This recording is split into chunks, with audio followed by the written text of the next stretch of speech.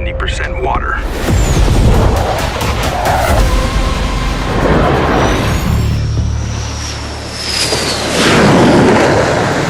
Have to talk and talk it out, or very bad things are going to happen to Iran, and I don't want that to happen.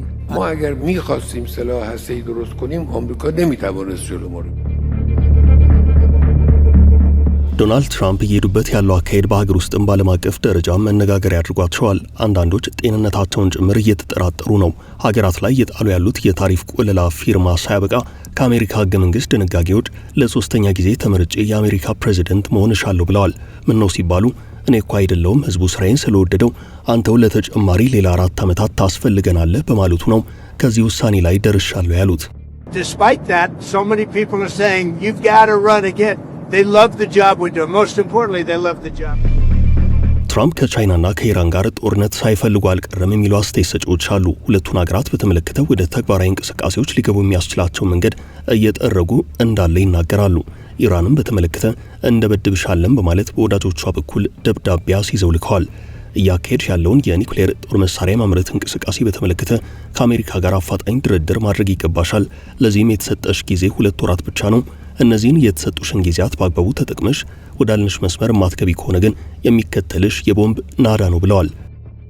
US President Donald Trump has warned he could consider bombing Iran if Tehran refuses to reach an agreement over the new nuclear program. The president, Donald Trump, appears to be escalating his rhetoric towards Iran, telling US media there will be bombing if the country doesn't agree to a nuclear deal.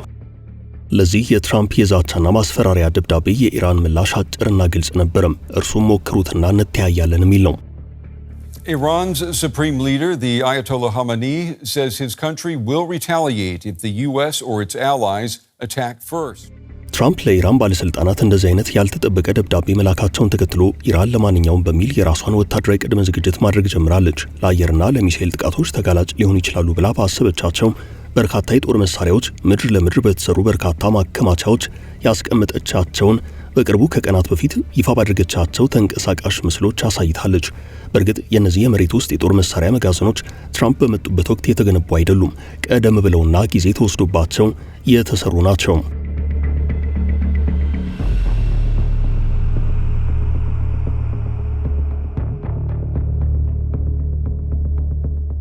አንዱ ጠላት ከሌላው ጋር ሲፋለም አንዱ ኢላማ የሚያደርገው የሚፋለመውን ጠላት የጦር መሳሪያ ክምችት ባለበት ማውደም ነው። ለዚህ ጥቃት ላለመጋለጥ ኢራን የግዙፍ ተራሮችን ስር እየቦረቦረችና በኮንክሪት የገነባች ግዙፍ የጦር መሳሪያ ማከማቻ ዋሻዎችን ሰርታለች። ከሰሞኑ በተለቀቀው የኢራን የሰከንዶች ተንቀሳቃሽ ምስል እነዚህ የዋሻ ውስጥ የጦር መሳሪያ ማከማቻ ሚሳኤሎችና ጀቶችን ሳይቀር በርካታ አደገኛ የጦር መሳሪያዎችን ጭምር የመያዝ አቅም ያላቸው ናቸው። አሁን ደግሞ የትራምፕ ዛቻ የኢራንን ዝግጅት ከፍ ያድርገው መሆኑ ታውቋል። ከትራምፕ ዛቻ አንጻር ከኢራን ጋር የሚኖረውን ውጥረት ከፍ እያለ ቢሄድ ወደ ኋላ የመንሸራተት ሁኔታ አይታይበትም። መካከለኛው ምስራቅ ላይ የሚከሰቱ ነገሮች በሙሉ በዓለም ኢኮኖሚ ላይ የራሳቸውን አሉታዊና አዎንታዊ ተጽዕኖ የሚያሳርፉ ናቸው።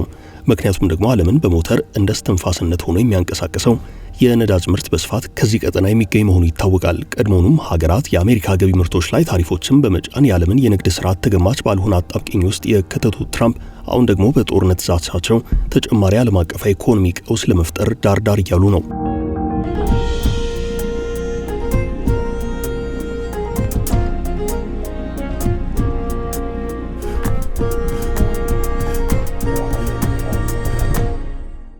ከቀናት በፊት ፕሬዚደንት ትራምፕ አንድ አደገኛ ውሳኔ ያስተላለፉ።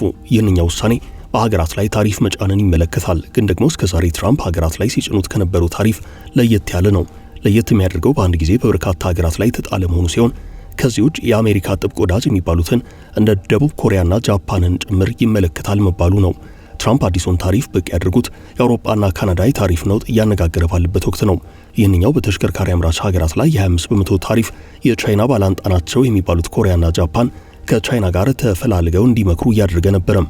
ቻይና፣ ኮሪያና ጃፓን በአንድ ጠረጴዛ ዙሪያ ቁጭ ብለው የመምከራቸው ጉዳይ ብዙዎችን አስገርሟል። ጃፓንና ኮሪያ ቻይና ስጋታችን ናት የሚሉ ሀገራት ናቸው። በዚህም የአሜሪካ በሁለቱም ሀገራት ከፍ ያለ የጦር ክምችት የጦር መሳሪያ አላት። ሀገራቱ ከቻይና ጋር ቀርበው የመነጋገር ፍላጎቱም ታሪኩም የላቸውም። ሆኖም ትራምፕ መጡና ነገሩን ቀያየሩት። እናም ቻይና፣ ጃፓንና ኮሪያ በአንድ ጠረጴዛ ዙሪያ መከሩ። የመከሩትም አሜሪካንን በተመለከተው አጀንዳ ዙሪያ መሆኑ አስገራሚ ክስተት ነው። ትራምፕ ሶስቱም ሀገራት ላይ ታሪፍ መጫናቸው ሶስቱንም ሀገራት የትነሽ ተባብለው ተፈላልገው እንዲገናኙ አድርጓቸዋል። የሶስቱ ሀገራት የኢንዱስትሪ ሚኒስትሮች ቁጭ ብለው ከመከሩ በኋላ በትራምፕ አስተዳደር እየተፈጠረ ያለውን የታሪፍ ጫና ለመቋቋም በነጻ ገበያ ስርዓት የሶስትዮሽ የንግድ ስርዓት ስምምነት ትራይላተራል ፍሪ ትሬድ አግሪመንት ለማድረግ ከስምምነት ላይ ደርሰዋል። ይህ የሶስቱ ሀገራት አካሄድ የትራምፕ አስተዳደርን ክፉኛ አስደንግጧል። በአሜሪካ የታሪፍ ብቀላ ሰለባ የሆኑት ቻይና፣ ምዕራብ አውሮፓ፣ ሜክሲኮ፣ ካናዳ በአሜሪካ ጉዳይ መምከር ጀምረዋል። በምን መልኩ የእርስ በርስ የንግድ ግንኙነታችንን እናጠነካክረው እያሉ ይገኛሉ። መላ እየመቱበት ነው። ይሁናቴ ዓለም አሜሪካንን ወደ ጎን ያለ ወይንም አዲስ የንግድ ስርዓት ውስጥ እንዲገባ እያደረገው ነው እየተባለ ይገኛል። እስከ ዛሬ ባለው የዓለም የንግድ ልውውጥ ሁሉም የጥቅም ትስስር የተቃኘው በአሜሪካ የውጭ ፖሊሲና ማዕከልነት ነበረም። አሁን ግን ትራምፕ አዲስ የንግድ ጦርነት እንዲፈጠር ወደ ማድረጉ አቅጣጫ አምርተዋል። እናም አሁን የአሜሪካ አጋሮች የሚባሉት ደቡብ ኮሪያ፣ ጃፓንና የአውሮፓ ህብረት ሳይቀሩ በጋራ ሆነው በአሜሪካ ላይ የመከሩ ነው። የባይደን አስተዳደር በዩክሬን ሩሲያ ጦርነት ሩሲያን በበርካታ ማዕቀቦች ስር በማስገባቱ ሩሲያ እንደ ቻይና፣ ጃፓንና ህንድ ካሉ ግዙፍ ሀገራት ያላትን የንግድ ግንኙነት የበለጠ እንድታጠነካክር አድርጓት ነበርም። አሁን ባለው ሁኔታ ከአሜሪካ ነጻ የሆነ የዓለም ኢኮኖሚ ስርዓት የሚፈጠርበት ጊዜ የመጣ መሆኑን የሚያመላክቱ መረጃዎች አሉ። አሜሪካ በግልጽ አልቻለችም። ነጻ ገበያ ከሚለውና ገበያው በራሱ መሃል ሆኖ ይዳኘን ከሚለው የእስከ ዛሬው ንግድ ስርዓት በግልጽ እየወጣች ነው ተብሏል። እርሷ ያወጣቸውንና ዓለምን ስትቃኝበት የቆየችውን ነጻ ገበያ፣ ነጻ ኢኮኖሚ የሚለው አካሄድ እንደ ቻይና ያሉ ሀገራት በሚገባ ተጠቅመውበታል። ቻይና በርካታ አምርታ ተመጣጣኝ በሆነ ዋጋ በሌሎች ሀገራት ገበያ ውስጥ የመወዳደር አቅሟ እጅግ ከፍተኛ ነው። በራሷ በአሜሪካ ገበያ ውስጥ የራሷ የአሜሪካ ምርትና የቻይና ምርት ያላቸው የዋጋ ልዩነት ቀላል አይደለም። ቻይና በግዛቷ አምርታ በመርከብ ጭና በአሜሪካ ገበያ ውስጥ በመግባት ተወዳድራ አሸንፋለች። ግን ደግሞ ትራምፕ መጡና ወደ አሜሪካ በሚገቡ የቻይና ምርቶች ላይ ይህንን ያህል ፐርሰንት ታሪፍ ጭኛለሁ አሉ። እናም በዚህ መሃል አሜሪካ በወዳጇ እየተመከረባት መሆኑን የተረዱት ትራምፕ የመከላከያ ሚኒስትራቸውን ሄግሴትን ወደ ጃፓን ላኩ። መከላከያ ሚኒስትሩ ወደ ጃፓን ያመሩት ባለፈው እሁድ ቻይና፣ ጃፓንና ደቡብ ኮሪያ በጋራ ቁጭ ብለው መምከራቸውን ተከትሎ ነው። የመከላከያ ሚኒስትሩ ሄግሴት ወደ ጃፓን ካመሩ በኋላ አውርተው የተመለሱት ስለ ጦርነት ነበረም።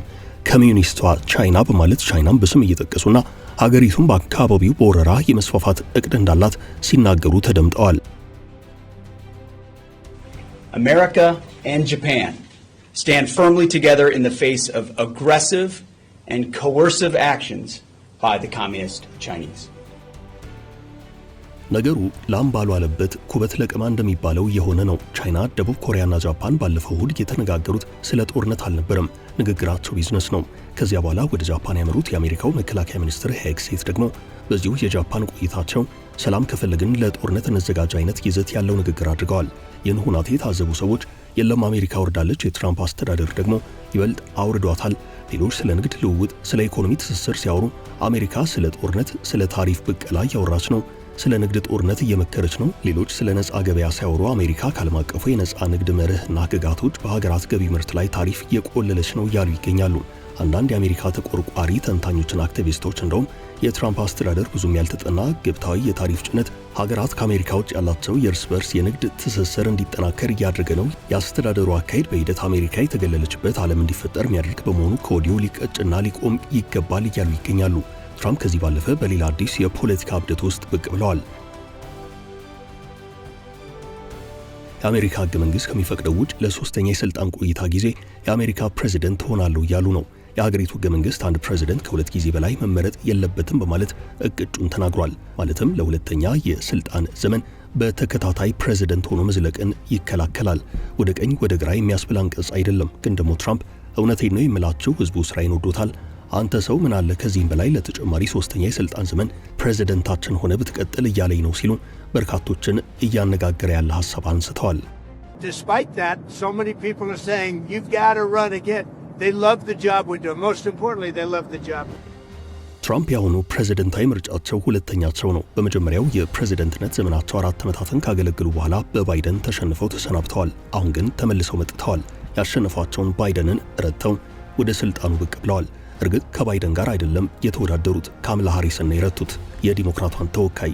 ለ4 ዓመታት አገልግለው አሁን ደግሞ ሁለተኛውን ሌላ 4 ዓመት ለማገልገል ቋምጠዋል። ይህም የሚቻል የሚፈቀድ ጉዳይ ነው።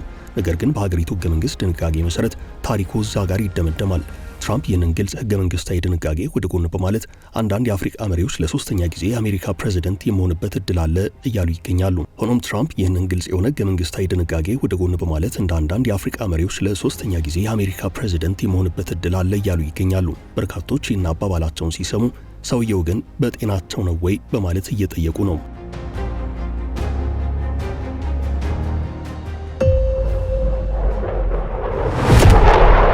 The Earth is 70% water.